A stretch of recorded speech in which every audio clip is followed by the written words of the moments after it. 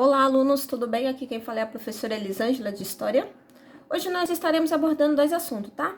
Falaremos um pouco sobre a Europa Antiga e a crise do Antigo Regime, tudo bem? Essa videoaula vai ser bem rápida, porque grande parte do conteúdo aqui a gente já citou, né, ao longo do sétimo ano e o início aí desse primeiro bimestre, né?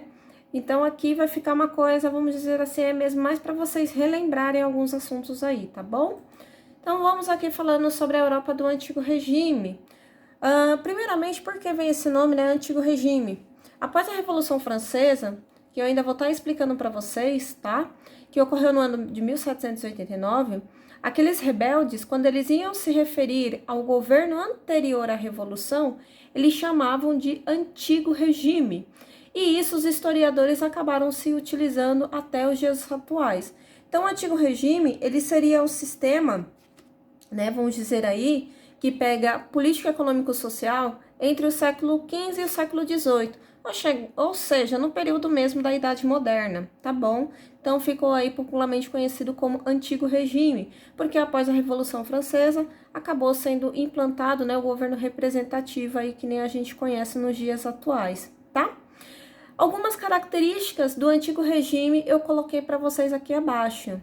Sobre a questão política, né, o poder era absolutista. O que era o poder absolutista? O rei, ele mandava em tudo e em todos, tá? Então, a gente consegue observar aí que, dependendo até de algumas monarquias, esses reis, eles recebiam, vamos dizer assim, até o aval de Deus. Muitos acreditavam que eles eram os grandes representantes aqui da Terra, e por esse motivo que esses reis, eles teriam poder absoluto de fazer o que bem quisessem e eles nunca poderiam ser questionados, tá? Como a gente está focando em Europa, nem todas as regiões da Europa foram uma monarquia absolutista, tá? A gente pode colocar aí como, por exemplo, que na Itália eram repúblicas oligárquicas, ou seja, né, era uma república de ricos aí, que né, a gente consegue observar, cada cidade-estado, ela tinha seu próprio governante, tá? Nos Países Baixos, também era uma república oligárquica, tá? A região da Polônia era uma monarquia, só que o rei, ele não tinha plenos poderes, tá bom? Isso daqui é bastante importante eu estar citando para vocês, né? O rei, ele tinha coroa, mas, vamos dizer assim, poder efetivo ele não tinha nenhum, tá? E o Sacro Império Romano Germânico, que a gente já citou muito, né, nas aulas anteriores aí, desde do ano passado, né, que a gente estuda e já sabe que o Sacro Império Romano Germânico, ele nada mais era do que uma federação, né, de estados alemães. E eles acabavam elegendo um imperador, né? Então esse imperador, ele não tinha um cargo hereditário, ao contrário do absolutismo aqui do Antigo Regime, tá? Pegando outra característica aqui econômica, nós podemos falar sobre o mercantilismo. O que era o mercantilismo mesmo? Era o sistema econômico do absolutismo. Qual era o principal objetivo do mercantilismo? Sempre enriquecer o rei, tá? E de que forma a gente poderia estar enriquecendo o rei? De várias formas. Eu peguei aqui, tá? Dois exemplos para vocês, que o primeiro seria o protecionismo. O que seria o protecionismo? É você proteger de todas as formas, né, a sua economia. E de que forma você faria isso daí? Eu quero comprar um produto de outro país, só que eu vou taxar esse produto para que ele fique muito mais caro, para que as pessoas no meu país ele comprem produto nacional e não produto estrangeiro. Então isso daí é uma prática protecionista, tá? Também temos a famosa balança comercial favorável, que é uma coisa bem simples, que quer dizer o quê? Eu tenho que vender mais e comprar menos, né? É o famoso que a gente vai dizer assim, né? Vamos estimular as exportações, né, do nosso país, né, para que a gente tenha bastante dinheiro guardado, mas em compensação as importações, né, nós vamos aí trazer o mínimo possível e se a gente trouxer, taxar com protecionismo, tá bom? Lembrando que o mercantilismo, o principal objetivo dele era fazer que o reino ele tivesse um acúmulo muito grande de ouro e prata, tá bom? Por esse motivo, eu até coloquei aqui o colonialismo também para vocês. Qual vai ser um dos principais motivos, né, de algumas nações aí, que nem a gente já estudou em aulas anteriores? No caso aí a gente pode pegar Portugal, Espanha, Inglaterra, França, né? quererem conquistar colônias em outras regiões, pelo simples motivo, né, de poder ter essa prática do metalismo, que é outra característica, né, do mercantilismo, que é o acúmulo de ouro e prata. Então eu digo aí para vocês, né, que a Espanha se beneficiou muito com isso daí. No caso de Portugal, ele também vai enriquecer muito, né, com a colônia, principalmente aqui no Brasil, mas não só com o metalismo, né, claro que encontraram ouro e prata aqui na nossa região um pouco mais tardiamente, comparado à Espanha, mas também exploraram muito nessa base agrícola, né, então essas colônias, elas acabavam mandando tudo que, né, essas grandes monarquias, elas necessitavam, ok? Uma coisa que eu não posso deixar de citar para vocês é que a Europa, né, a grande parte desse sistema aí do antigo regime, ele tinha uma agricultura, né, então tinha uma atividade agrícola bastante predominante, tá? Mas assim, não quer dizer que era o que sustentava o império. Não, o que sustentava, né, eram outras características aí que nem a gente comentou. Até porque algumas regiões, como já tinha esse trabalho com a manufatura, também era uma forma de tentar, né, vamos dizer aí, ter uma renda a mais. A sociedade, né, não vai mudar nada desde o período da Idade Média, né, que era uma sociedade estamental. O que era uma sociedade estamental? Se eu nasci, por exemplo, filha de um padeiro, eu vou ser o quê? Né? Eu vou ser um padeiro também. E se eu for casar, eu vou casar com um padeiro. Então, assim, o meu nascimento é que vai definir, né, o meu estamento social. Há uma mobilidade disso daí? Ah, eu sou do terceiro estado e eu vou conseguir casar com alguém da nobreza? Dificilmente, tá bom? Até porque os nobres, eles casavam entre si. Então, eu coloquei aqui esse quadro, né, ao lado aqui para vocês observarem como que era, né, essa divisão social. Que o primeiro estado era o clero, né, temos aqui o topo-rei, mas o primeiro estado é o clero. Lembrando que o clero, ele era dividido em alta e baixa nobreza, tá? Lembrando que a alta nobreza, ele nada mais eram do que aquelas pessoas, né, os nobres que conseguiram comprar cargos eclesiásticos para os seus filhos. Então, eles compunham, né, o alto clero aí. E temos o baixo clero, que seria o quê? Essa parte aqui do terceiro estado, que quer se dedicar à vida a Deus, acabava assim entrando para o clérigo, né, mas acabava ficando nessa posição aí do baixo clero. Tinha qualquer tipo de ascensão social aqui? Não, né? Então a gente consegue observar que dentro do próprio clero tinha uma divisão social. Temos aqui, né, o segundo estado, que é a nobreza. Dentro da própria nobreza, a gente vai dizer que também tem uma divisão social. Tem, né, a nobreza palaciana, que era aquelas que recebiam, principalmente, vamos dizer assim, bastante benefícios do rei, né? Tava dependendo, às vezes, do monarca. Esses monarcas até viviam com esses nobres dentro, né, de seus castelos.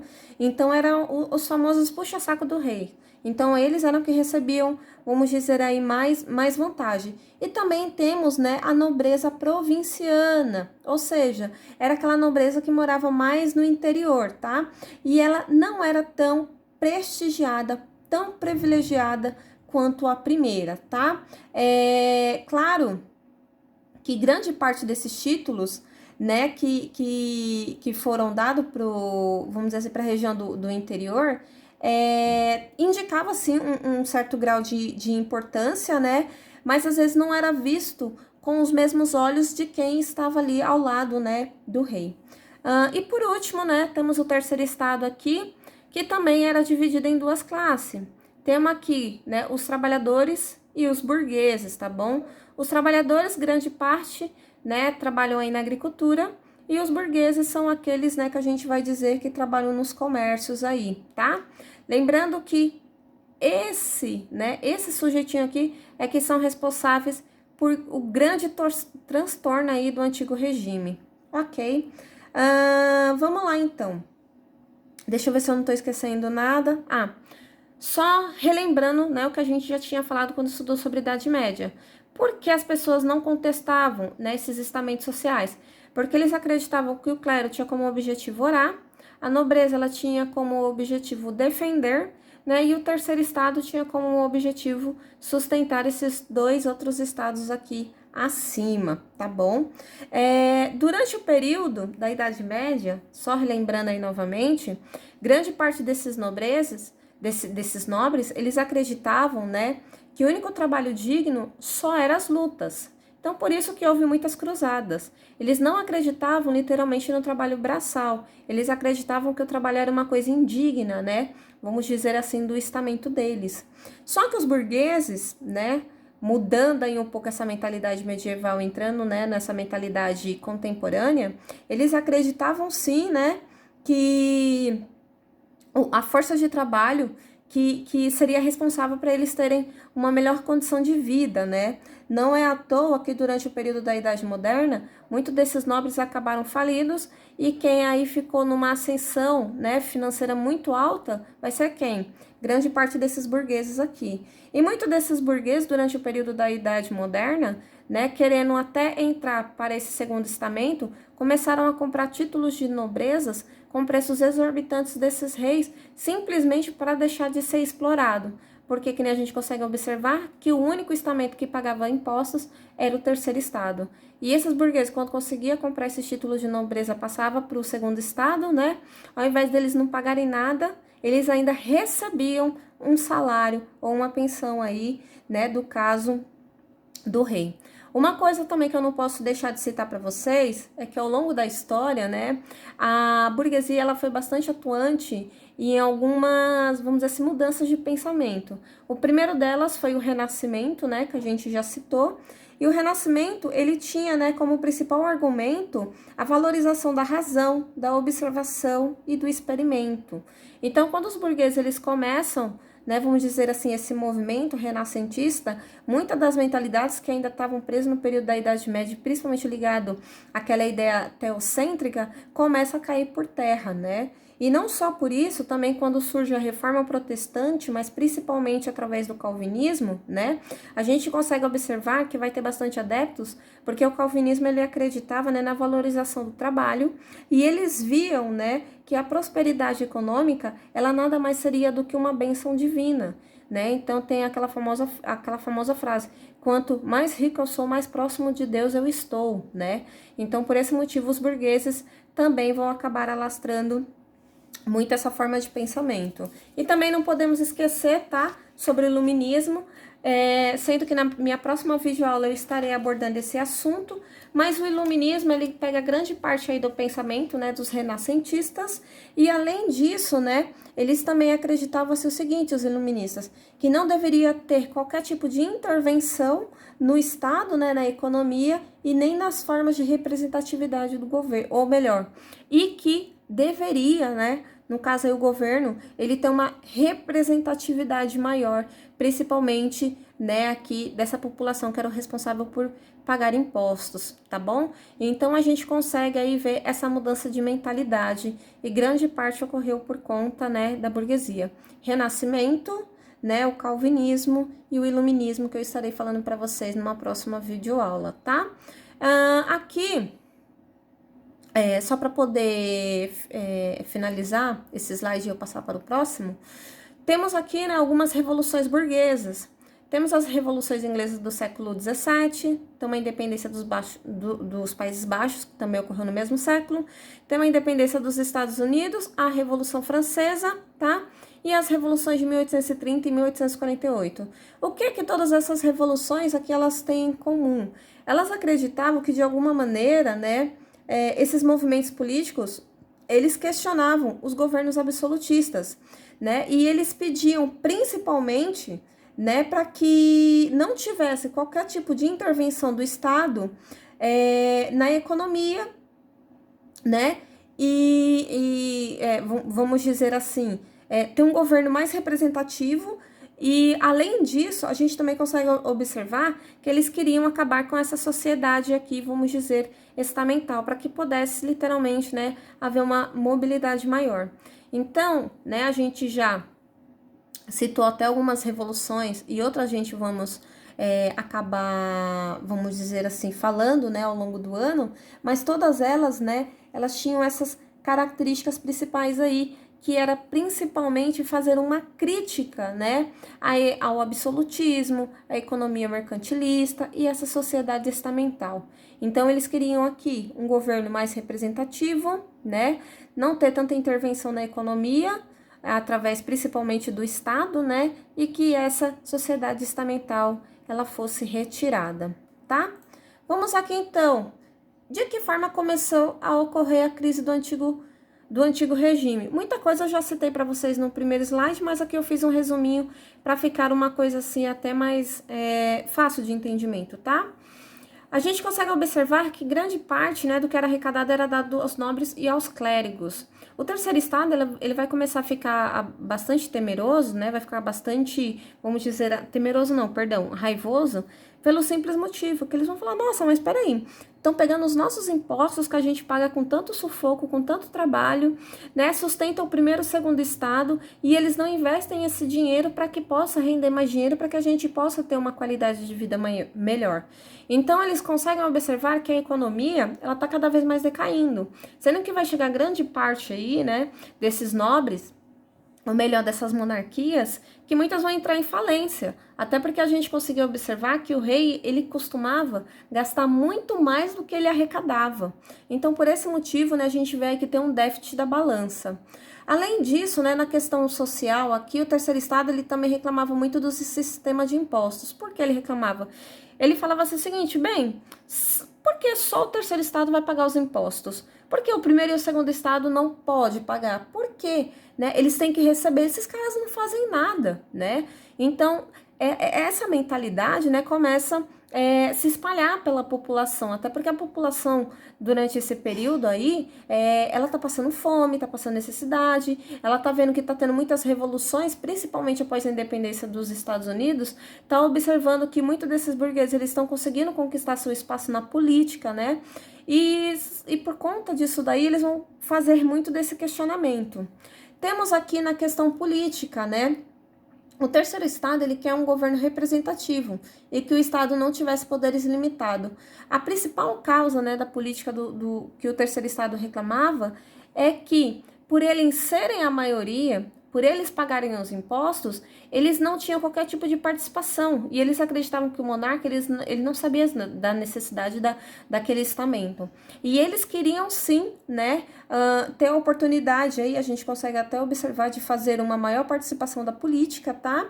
E que o rei também não tivesse mais poderes limitados. Então a gente começa até a pensar aí no conceito de constituição, que todos deveriam ser iguais, né, perante a lei, tá? Tem uma coisa que a gente consegue observar aí, que essa base burguesa, né, ela tá bastante intelectualizada e ela vai estar se firmando, né, através de muitos escritos de teóricos, né, iluministas, que vai ser na próxima videoaula que eu estarei falando para vocês, né, e vocês vão acabar entendendo até maior, né, essa mudança de pensamento aí, saindo do período medieval e indo para a Idade Moderna. A gente vai dizer que o maior estopim, né, dessa queda do antigo regime vai ser porque o clero e a nobreza, eles não vão querer abrir a mão dos seus privilégios. E eles vão também bater de frente com o rei. Imagine naquele período, você tendo 3 estamentos batendo de frente. O terceiro estado, que era a maioria, dizendo que o primeiro e o segundo deveriam pagar impostos, e o primeiro e o segundo dizendo que não ia pagar nada e sim que queriam receber, né, as suas pensões. Então imagine como é que não fica a cabeça do monarca aí. E o monarca, achando que ele tem um poder totalmente absolutista, vai acabar fazendo algumas coisas aí impensadas. Sendo que o maior símbolo, né, a gente vai dizer que finaliza o antigo regime, vai ser quando acaba surgindo, né, eclodindo a Revolução Francesa, tá bom? Bem, eu espero que vocês tenham gostado. Se caso tiver dúvida, vocês podem colocar aí no comentário que eu estarei respondendo, tá bom? Na próxima videoaula, que nem eu já citei para vocês ao longo do vídeo, estaremos falando sobre iluminismo, tá? Até a próxima videoaula. Beijo, beijo e tchau, tchau, turminha!